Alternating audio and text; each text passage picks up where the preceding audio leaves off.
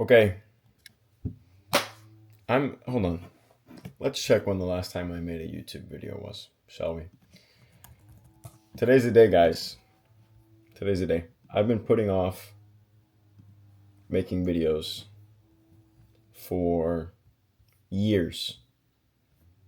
Years. The last time I posted a YouTube video was 7 months ago, and it got 200 views. I'm selling. I wanted to make videos since I don't know. To be honest, since I was as young as I can remember, and the amount of videos I have in my camera roll or on cameras, this is literally a $600-700 camera. Sorry, I'm around little kids a lot for my job, and they say it all the time. I have failed to follow through on my own wish and dream for so long.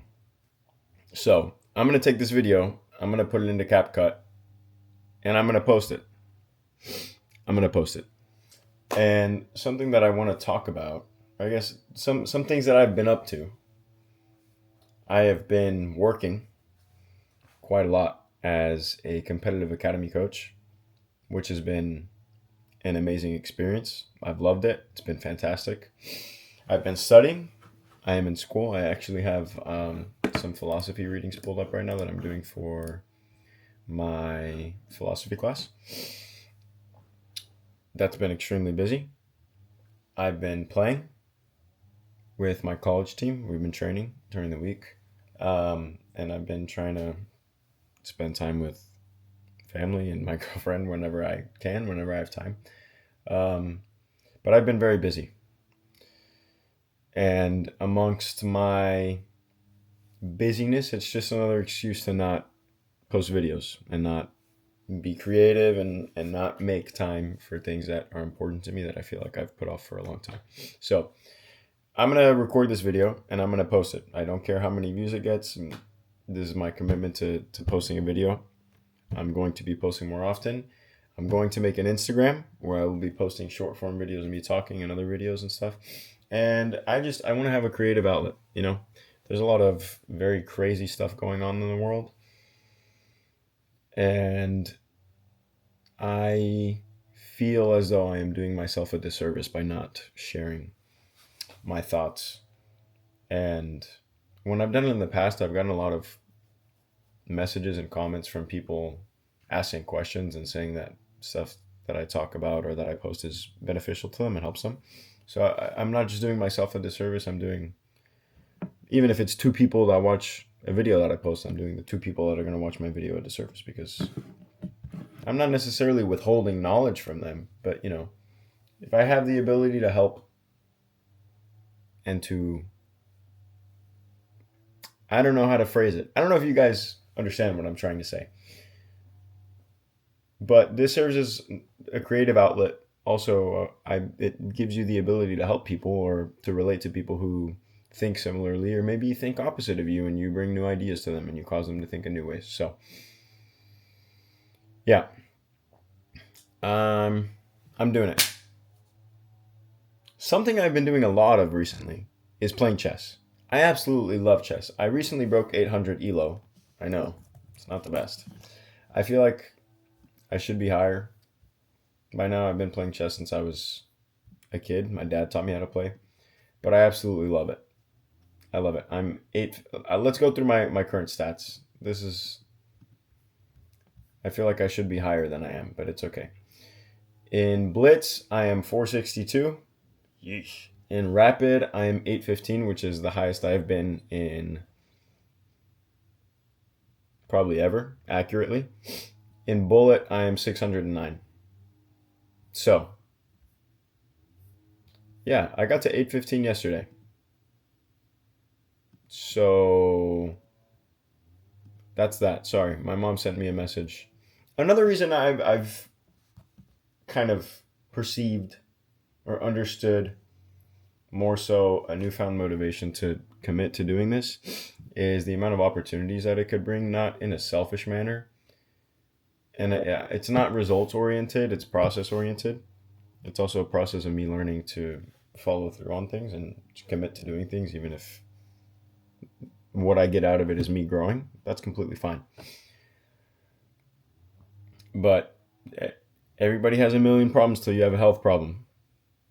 And I'll tell you what, when somebody you love has a health problem, it starts turning the wheels of how you can do more sooner so that your quality of life can improve and that you're able to take care of people that you love.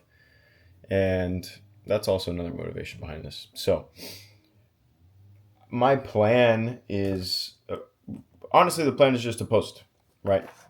But I want to talk about books that I read. This is An Idiot by, I'm not calling you an idiot. The book is literally called The Idiot by Dostoevsky. Levi, I hope one day I get to meet you in person. You are amazing. Fantastic. This is How to Win at Chess by Levi Rosman. I have a book I'm reading right now that's a biography of Roger Federer that is teaching me a lot. Maybe I will talk about that momentarily. I'm not sure where my backpack is. There's also The Art of War. This is a really cool little cover I picked up at Barnes & Noble's. But this is The Art of War by Sun Tzu. It's just interesting. I haven't read through a lot of it yet. And then I also bought the Brothers Karamazov by Dostoevsky also. And on top of that, I do a lot of readings for my philosophy and for my theology classes that I take at my university, because the university I am currently attending is a private Catholic university. So a lot of our required credits or courses have to do with philosophy, the arts, which it's very interesting. It's very interesting. Reading about philosophy is very interesting. So, yeah, I think what I am trying to apply more currently in my life is the act of being present and focusing on the current thing you're doing like it's the most important thing in the world and giving your full presence to it. But when it's over, forgetting about it. And when I was reading this biography about Roger Federer, it's very interesting that it describes his mentality, and the way he describes his thought process is treating every single point like it's the most important thing in the world, but when the point's over, you move on. And it ties into chess and the puzzle solving and the strategic thinking of tennis is very tactical. Obviously, when I play tennis, it's not very tactical because I'm just trying to hit the ball correctly, right? I'm not at the level where I can be tactical enough. Maybe not as effectively as I would like. But, for example, even if I go and play against my 13-year-old little brother, he's not bad. He's the best one on his tennis team in middle school. And he doesn't really know how to serve yet, but he's getting there. If I go and play against him, while I'm playing, I'm trying to move him, right? Because we don't actually serve to each other. We just underhand to start play, back, and then we start playing. You know, we don't really count points. We just play and we try and rally. But in those, we're still trying to hit winners against each other. We're still trying to win. We're still trying to beat each other. And there is at least for me in my thought process, there's an element of tactics, right? It's like, okay, I'm going to try and hit a backhand to his backhand. And he's even done it to me. I'm thinking of a specific example where because I have good footwork. Sorry. I know I'm stuttering a lot. It's because I'm thinking through the example and I'm trying to figure out how to communicate it to you. But I'm not going to cut any of this because it's allowing me to work on my storytelling and communication skills. So I'm pretty fast. I've played soccer my whole life. I have good footwork. So I'm able to get onto the left side of the court more often than not to hit a forehand. Unless it's like really out there and I have to hit a backhand, right? And I remember last time we went to play, my little brother hit, I don't know how it started, but he hit a cross-court backhand. So I had to get around it, hit a forehand, back to the same side, like cross court forehand. I reset to the middle because I thought he was going to go to the other side, and he hits the same way. And I go back, and he hits the same way. And it's like, dude, I'm trying to go the other way.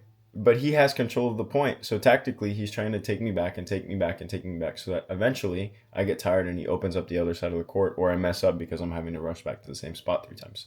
You know, that's a tactic. It's the same way if I play super deep and I know he's going to have a hard time hitting the ball because it's going to be up, and the ball that he hits is probably not going to have very much power. It's going to be like a mid lob that I can volley. I'll hit it, and as I'm seeing the trajectory of the ball, I'll go to the net so I can block him and hit a volley down, and it's an easy point. Well, easy, you know? If you don't play tennis, if you know how volleyball works, if you're playing 2v2s in volleyball, it's like recognizing where the open space is, and that's where you're trying to hit the ball to make it harder for them to hit. It's the same way in soccer. If you're being pressed and your team is building out from the back and you see an open space between the striker and a winger and you split them, it's the same concept. You're looking to where you have an opportunity to gain an advantage over the opponent. And in this case, it's space or positional advantages, right? And it's the same way in chess. And if you're on the outside and you don't really play chess much, and again, I still qualify as like a beginner / intermediate. I don't know if I would go as far to. I play a lot of chess and I study a lot of chess. In the past 30 days, I've gone like 300 points higher on bullet, 150 points higher on rapid. That's besides the point. But there's a feeling to it, right? You can have space advantages, you can have positional advantages, and it's very tactical. But whenever you mess up, it can become extremely frustrating because it's like you have an idea that you're trying to realize into reality, and your technical ability or your understanding or the way that you think does not allow you to create the result that you were expecting or that you wanted to create, which is frustrating. It's like if you're coaching a team and you worked 3 weeks, like for example, Pep Guardiola, man said if he works on the same thing for 3 weeks, he gets to the game and the players don't follow what you just worked on for 3 weeks, he's probably going to be pissed, you know? It's the same concept. And a lot of times in the past, I have treated that as a source of frustration instead of a source of curiosity, you know? Because if you approach a failure as I suck and I'm not good enough to do this versus why did that happen, there's a huge difference, and there's a huge growth opportunity in your failures if you approach it with curiosity. I hope that makes sense. But and it's difficult because sports and games and things that you have a desire to win in, it's frustrating when you don't win. It's frustrating when you lose. But if you can kind of drop your ego and focus on the process rather than the result, and ask yourself questions whenever you experience failure or frustration, I think that's where the key is, and that's what I'm kind of learning through the process of, like I mentioned, Roger Federer's book earlier in his mentality, treating the point like it's the most important thing in the world, but when it's over, it's over. When it's over, it's over. It's okay. It's just a point. I'm curious.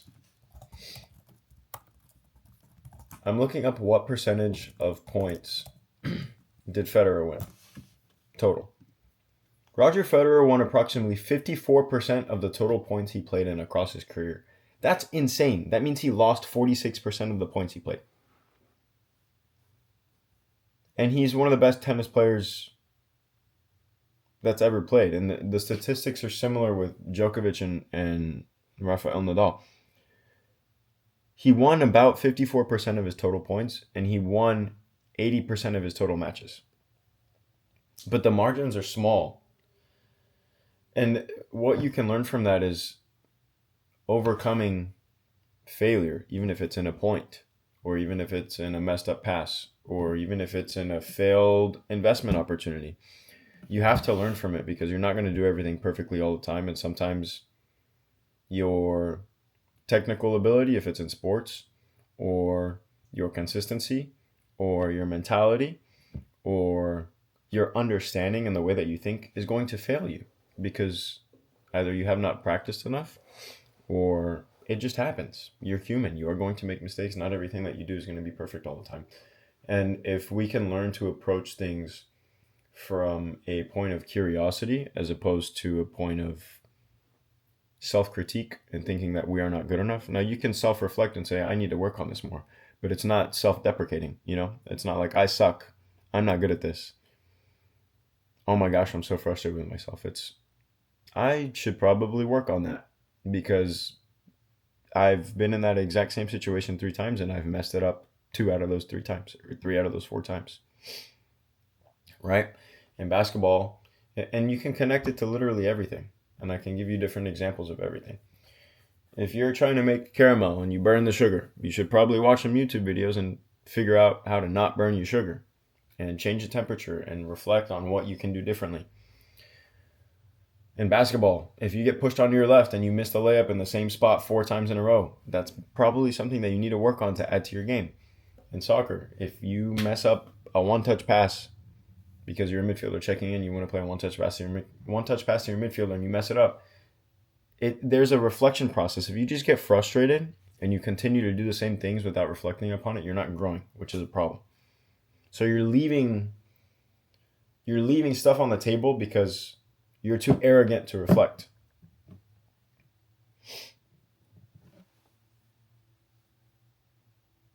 Because your ego gets in the way and you just get frustrated with yourself. So that's the message for today's video, is approaching failure with curiosity instead of frustration and self-deprecation. And I understand things can be frustrating sometimes. And sometimes you're gonna need a little bit of time to process it. But the faster you can get back to default, to being okay after those frustrating experiences, I think that's what separates people who are extremely successful, from people that don't experience a lot of growth in their lives because they get too frustrated with themselves, or they and I'm not saying this in a way that's looking down. I do the same thing, and this is me talking through it. But if you are too ignorant, oh my gosh, oh my goodness, I'm struggling. If you are too ignorant or arrogant to reflect on failure, it's going to hinder your growth as an individual. And I think the concept of treating whatever you're doing, especially in sports, and I'm sure it connects to a lot of things, even like playing a game of chess. Gosh, that is a loud ambulance. Treating what you're doing like the most important thing, and when it's over, it's over. And then implementing the reflection process. But really giving your presence and your energy to something, if you're going to do it, and being present, I think it's very valuable. So, yeah, that's my 2 cents. That's all I have for now. I'm sure I will have more from that Roger Federer book soon. But that's today's YouTube video of the day. This is the first of many. I'm committing. I'm making a commitment. So I'm going to get this uploaded. It's 9:28 a.m. I didn't even drink my coffee because I was talking to you guys. I made coffee in a mocha pot. And it is just straight coffee. No creamer, no nothing. I haven't tried it.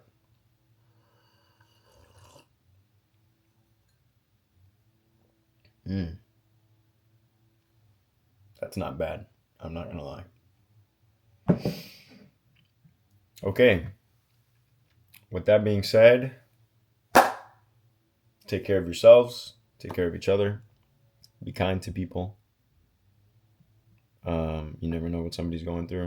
It can make a big difference if you're nice to somebody. If you greet somebody with a smile, don't forget that. And yeah, I will see you guys in the next video. It is just a document. It is March 26th, 2026. It's crazy, man. My birthday's next week. Oh my gosh. Don't even get me started. My birthday's next week. I'm turning 24. It's crazy. All right. See you guys.